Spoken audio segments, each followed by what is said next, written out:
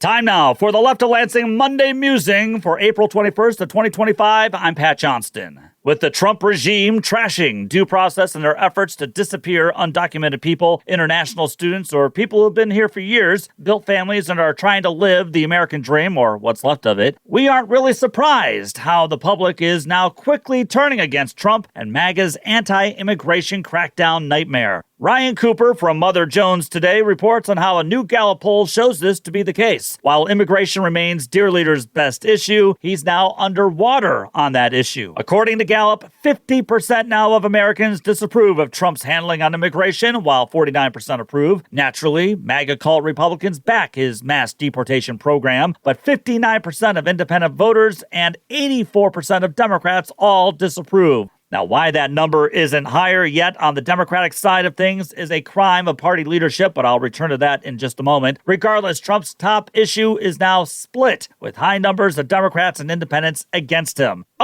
And Dear Leader Trump is now 46% underwater with Latino voters on his overall job approval. Hey, what do you know? The American people are against totalitarianism. You don't say. But why I'm highlighting what Ryan Cooper said there, Mother Jones, is because his diagnosis of why the American people are turning against the Trump regime and MAGA Republicans on immigration is correct. While the messaging machine of Republicans can scare enough people to vote for them during the elections, once the policies start rolling around, that's when the American people realize what's happening. To use an old movie reference, I feel like those who backed Trump in the election because they loved his xenophobia on immigration are like Alec Guinness in the World War II classic Bridge on the River Kwai. Guinness's character, Colonel Nicholson, takes so much pride in the bridge that he and his British soldiers built while being prisoners in a Japanese camp that he begins helping the Japanese thwart Allied forces from blowing the bridge up. It's only after witnessing the carnage and death all around him that he wakes up and realizes his grave error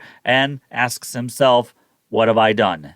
I feel like in just 3 months, some Americans are waking up to that fact, asking themselves, what have they done? Especially some who believed in Trump's authoritarian xenophobic rhetoric, believing that he was never talking about them. But his due process is being trashed while innocent people are being sent down to concentration camps in El Salvador. There's mass fear taking place throughout the land. Now, as I covered on last week's show, international students in Michigan and across the country are being targeted. And this is after some Republican officials a decade ago made it their mission to bring in international students to Michigan. And how many Latino voters backed Trump during the election, believing he and his regime wouldn't go after them, and now his regime is going after that community, even if they're here legally. And I applaud Ryan Cooper for not only pointing out how the right-wing messaging machine got just enough people to believe in what Trump and MAGA were spewing last year, but he also points out how Democrats didn't offer much of a contrast on the issue, and that may have confused some voters. Cooper writes that both Democratic presidents Obama and Biden addressed immigration through policy appeasement, with Obama and Biden both stepping up deportations. And what was their reward? What'd they get for it? Now, Biden had to deal with a sudden influx of migrants from the pandemic and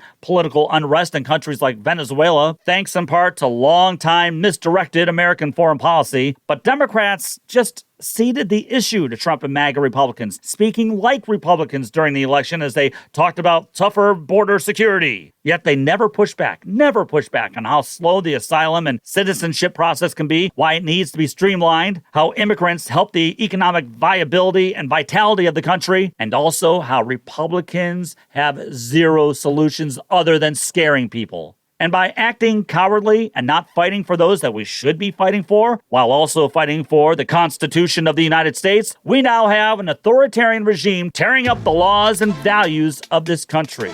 Because if they can go after undocumented people, legal immigrants now, then what's stopping them from sending native-born Americans to concentration camps next?